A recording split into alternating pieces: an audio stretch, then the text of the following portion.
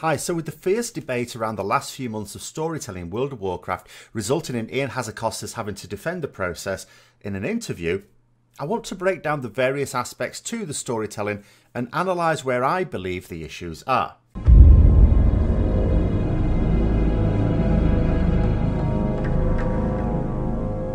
So, the story in Warcraft has never been top-notch in the game itself. There have always been a few questionable motives at the very least.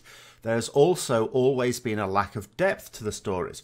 When people talk about the rich lore of Warcraft, what they are in fact referring to are the novels, which have always done a great job of expanding on the breadcrumbs left in the game itself. Medivh is a good example. During the events of Warcraft 1, we know that Medivh was the guardian of Tirisfal. He was an incredibly powerful mage whose powers were further imbued to give him such strength that he can hunt down and defeat powerful demons in order to keep Azeroth safe.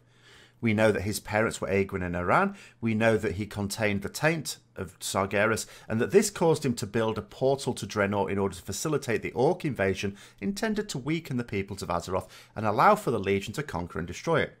There is so much to the story of Medivh from that point in time, but what the game gave us was...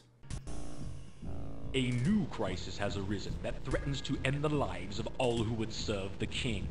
The evil warlock Medivh has begun draining the soul of the land itself to increase his dark powers. You must take a party into his tower and destroy him before he summons enough energies to devastate all who would oppose him. Beware his mastery of the black arts, for legend speaks of his ability to command the demons of hell. So, just an evil warlock in a tower. No explanation as to why an evil warlock was even allowed a tower, or why it wasn't a problem for ages but now it is. All of that was fleshed out and given some sense in novels written later. Of course, we cut them a lot of slack for Warcraft 1 because they were a small company trying to get a game out. They couldn't afford luxuries like a story. It's all different now, with the company large enough to provide whatever resources are needed to keep it as the king of the MMO jungle. The storytelling in game has improved, but I would say that the depth hasn't. We still rely on that from the professional authors who write the novels. And this is a great feature of Warcraft, by the way. Compared with Warhammer, another fantasy franchise that has novels to supplement their own background stories and lore, Warcraft novels easily come out on top. Whereas Warhammer novels are written largely by people who are close to the game itself, Blizzard employs professional authors. Warhammer novels are certainly creative and tell great stories, but they do so poorly.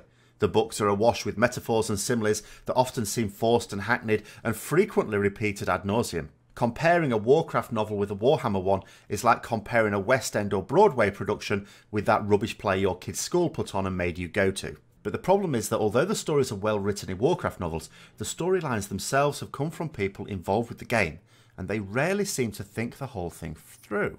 But recently, some things seem different. Sure, people have debated the quality of storylines before, but there hasn't really been as much of a fuss made before now. I'd like to break down what I see as the issues into the 4 C's: characterization, consistency, confusion, and creativity. When it comes to characterization, the only one who has had a raw deal really is Saurfang. Some people have bemoaned the change in Sylvanas, but that's all it is, a change, and it all made sense with the steps that led up to it. But Saurfang has gone completely off the rails. He is supposed to be regarded as embodying all the traditional honorific ways of the Orcs, but that's not what he's been recently. First, he tried to throw his life away on the eve of battle at Lordaeron.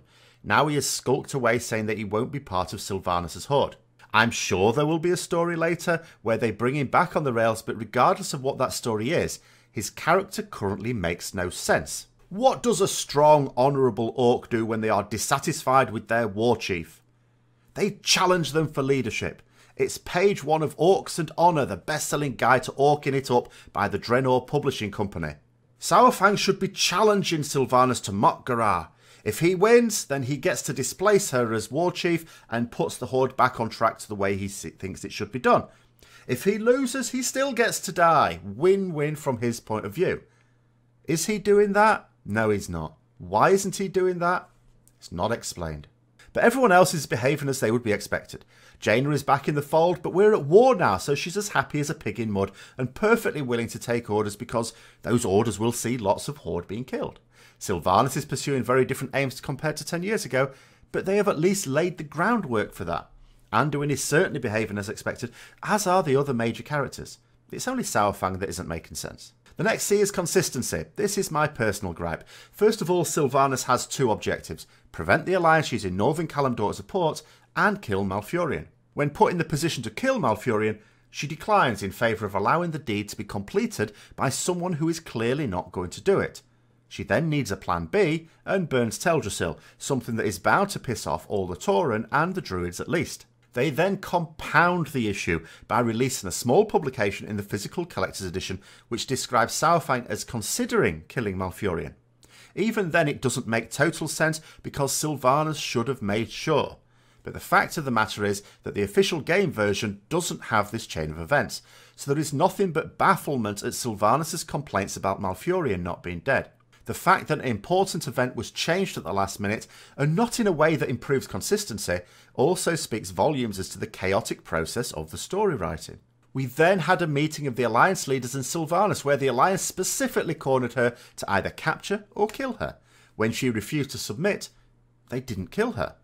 They even let her get close enough to assassinate Anduin herself. Given the nature of this war now, someone should definitely have died in that room, yet nobody did. Cinematically exciting, so credit to the artist there, but impotent when it comes to storytelling.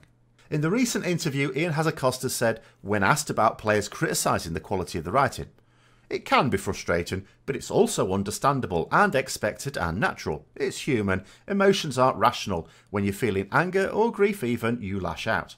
Suggesting that the criticism is born of annoyance because the story or a character is not being told as they would like. It's the equivalent of a misogynist dismissing female irritation as, "Oh, is it your time of month?" It's frankly insulting to the majority of the player base, as if we were all like Annie Wilkes in Misery. Now, it's true that there are a lot of players who get very invested in the fiction and do take it personally when a story deviates from how they like to play the role in the game. The fact is that there are massive contradictions, however. Ooh, that's a fifth C. But it's all part of consistency, so we'll keep it in here. With no acknowledgement of that, how are we to have any faith that the story will pan out satisfactorily at the end, as Chris Metzen tweeted? After all, the story never ends anyway. Sylvanas is a story that has been running for 20 years now. Are we expected to hold judgment until Blizzard completely stop producing Warcraft games? The third C is confusion. Confusion is created when we no longer know what is happening. The biggest source of confusion in Warcraft stories come from important plot details emerging only in the novels. Novels existing as a way of telling a deeper version of the story in game is great and a credit to any gaming company. But deliberately hiding plot details which will have an effect on the in-game storyline in a novel is disrespectful to the players of the game, not all of whom may wish to spend extra on books to fully appreciate what is happening. Another layer of confusion regarding novels is that many stories are retconned at regular periods, but when the current storyline has its roots in stories written 10 or even 20 years ago, it's difficult for even those who do read the books to really get a handle on what is happening. After all, we might be drawing threads together to make sense of a story, only to find that Blizzard announced that some of those threads are no longer canon. The Nathrazim, as described before and since the Argus patch of Legion, is a classic example of this. Finally, there is creativity. As I said before, the quality of the novel writing is top drawer and it's clear that the authors are good professionals. But there are a lot of cooks making this broth, and not all of them are professional authors. Well, they are professional in the sense that they are being paid for throwing alphabet spaghetti onto a wall and then turning it into a WoW story, but not in the sense of certain attributes. Not that I'm wishing to bash the story writers working on World of Warcraft. It might be that the team are all excellent at that one senior figure keeps interfering and making a mess of things with last-minute changes, as happens in other aspects of game design. I don't know. I'm not there personally. What I do know is that the wider player base has such little faith in the story team that cries of Garrosh 2.0 are ringing out regarding Sylvanas. Now, I personally do not believe that that's the path we are on, but I can also understand the sentiment. It's not like Blizzard haven't reused storylines before. I personally think it must be extremely difficult to write a coherent story, especially one that builds up over several years, when so many people have executive powers over it. We all know what happens when that system is used in films or television series.